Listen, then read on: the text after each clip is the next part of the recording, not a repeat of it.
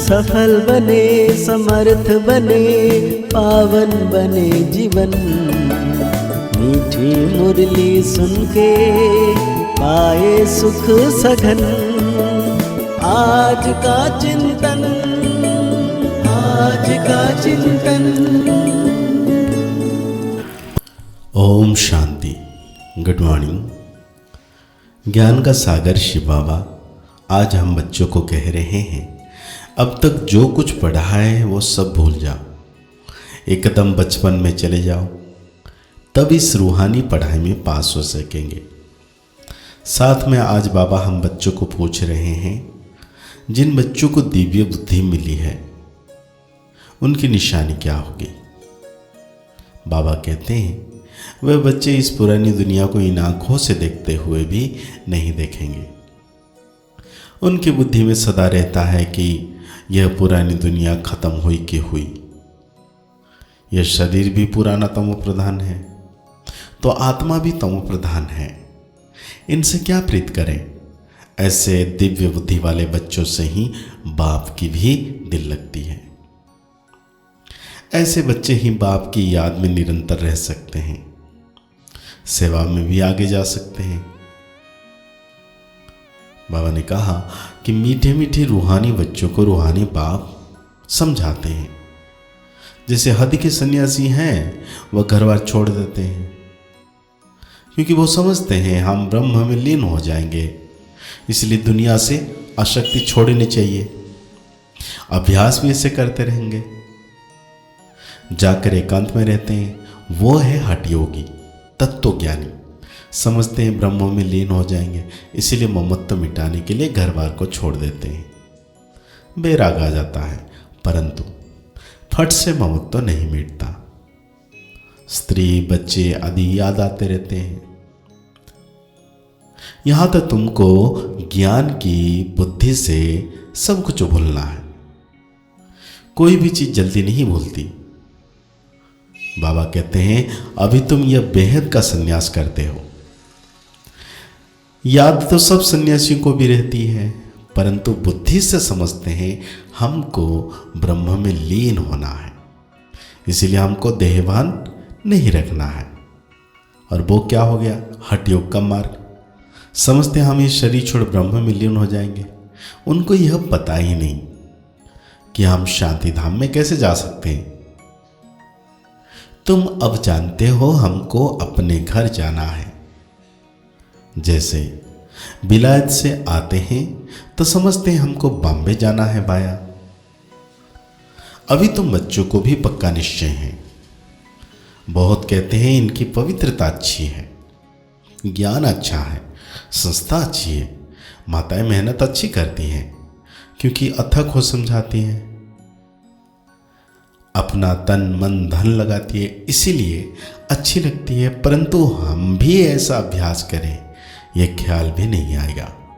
कोई बिरला निकलता है, वो तो बाप भी कहते हैं कोटों में कोई, अर्थात जो तुम्हारे पास आते हैं उनमें से कोई निकलता है।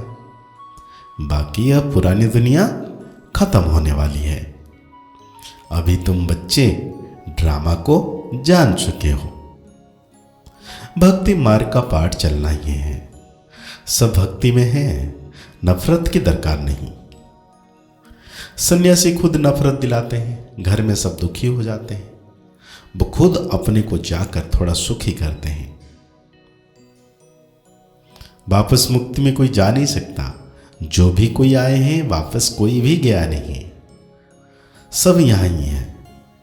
एक भी निर्वाण धाम में वह ब्रह्म में नहीं गया है। वो समझते हैं फलाना ब्रह्म में लीन हो गया। यह सब भक्ति मार्ग के शास्त्र के बातें हैं। बाप कहते हैं इन शास्त्रों में आदि जो कुछ भी है सब भक्ति मार्ग है।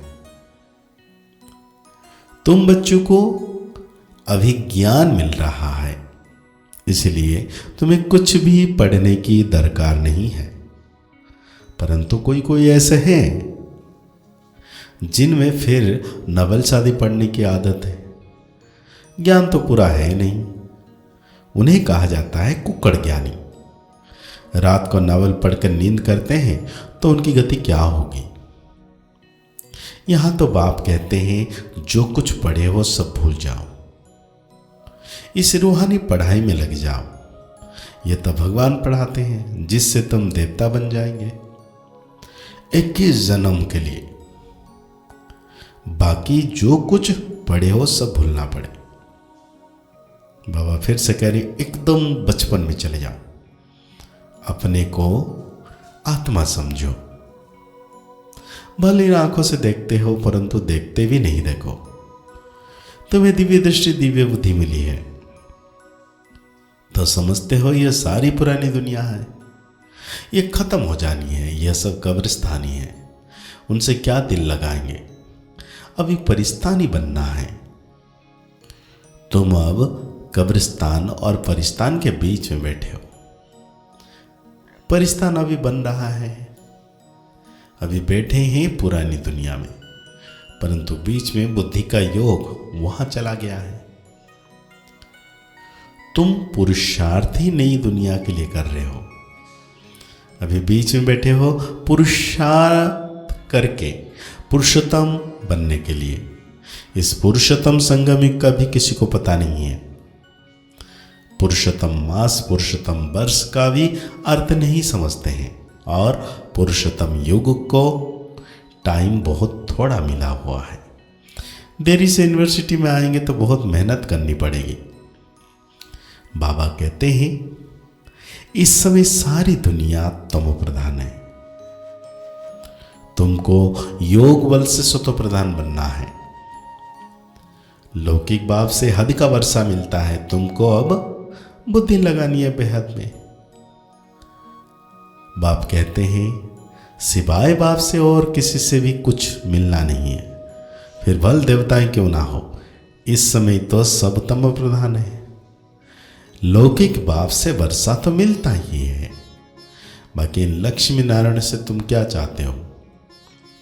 वो लोग तो समझते हैं ये अमर है, कभी मरते नहीं है, तमो प्रधान बनते ही नहीं है। लेकिन तुम जानते हो जो तो स्वतः प्रधान थे वही तमो प्रधान में आते हैं। श्री कृष्ण का लक्ष्मी नारायण भी ऊंच समझते हैं, क्योंकि वह फिर भी शादी किए हुए हैं। श्री कृष्ण तो जन्म से ही पवित्र है, इसीलिए श्री कृष्ण की बहुत महिमा है। झूला भी श्री कृष्ण को झुलाते हैं, जयंती भी श्री कृष्ण की मनाते हैं, लक्ष्मी नारायण की क्यों नहीं मनाते हैं। ज्ञान ना होने के कारण श्री कृष्ण को द्वापर में ले गए हैं। कहते हैं गीता ज्ञान द्वापर में युग दिया है। कितना कठिन है, किसको समझाना। कह देते हैं ज्ञान तो परंपरा से चला आ रहा है, परंतु परंपरा भी कब से यह कोई नहीं जानते। मतलब पूजा कब से शुरू हुई है यह भी नहीं जानते। इसीलिए कह देते हैं रचता और सृष्टि के आदि मध्य अंत को नहीं जानते हैं। कल्प की आयु लाखों वर्ष कहने से परंपरा कह देते हैं। तिथि तारीख कुछ भी नहीं जानते। लक्ष्मी नारायण का भी जन्मदिन नहीं मनाते हैं। इसी को कहा जाता है अज्ञान अंधियारा। भगवान को बागवान माली खेवया क्यों कहते हैं यह भी तुम अभी समझते हो, क्योंकि बाप आकर विषय सागर से पार ले जाते हैं, तब तो कहते हैं नैया मेरी पार लगा दो। तुमको भी अभी पता पड़ा है कि हम कैसे पार जा रहे हैं। बाबा हमको क्षीर सागर में ले जाते हैं, वहां दुख दर्द की बात ही नहीं है। तो आज बाबा धारणाओं में कहते हैं रूहानी पढ़ाई में सदा बिजी रहना है। कभी भी नवल शादी पढ़ने की गंदी आदत नहीं डालनी है। अब तक जो कुछ पढ़ा है उसे भूल बाप को याद करना है। इस पुरानी दुनिया में स्वयं को मेहमान समझ कर रहना है। इससे प्रीत रखनी बिल्कुल नहीं, देखते भी नहीं देखना है। तो आज बाप दादा हम बच्चों को वरदान दे रहे हैं, हिम्मत और उमंग उत्साह के पंखों से उड़ती कला में उड़ने वाले तीव्र पुरुषार्थी भव। उड़ती कला के दो पंख हैं, हिम्मत और उमंग उत्साह। बाबा कहते हैं किसी भी कार्य में सफलता प्राप्त करने के लिए हिम्मत और उमंग उत्साह बहुत जरूरी है। जहां उमंग उत्साह नहीं होता वहां थकावट होती है। और थका हुआ कभी सफल नहीं होता। तब कहते हैं वर्तमान समय के अनुसार उड़ती कला के सिवाय मंजिल पर पहुंच नहीं सकते, क्योंकि पुरुषार्थ एक जन्म का और प्राप्ति 21 जन्म के लिए नहीं, सारे कल्प की है। तो जब समय की पहचान स्मृति में रहती है तो पुरुषार्थ स्वतः तीव्र गति का हो जाता है। तो आज बाबा स्लोगन दे रहे हैं हम बच्चों को, सर्व की मनकामनाएं पूर्ण करने वाले ही कामधेनु हैं। तो आज की मुरली के अनुसार हम सो मान लेंगे, मैं हिम्मत और उमंग उत्साह से उड़ने वाली आत्मा हूं, श्रेष्ठ पुरुषार्थी आत्मा हूं। मुरली को और गहरी रीति से चिंतन करते हुए निरंतर सर्वशक्तिवान मीठे बाबा की याद में रहना है कि बाबा सदा मेरे साथ हैं। मुस्कुराते रहिए, आगे बढ़ते रहिए, पुरुषार्थ करते रहिए, खुश रहे, स्वस्थ रहे, मस्त रहे। ओम शांति, ओम शांति, ओम शांति।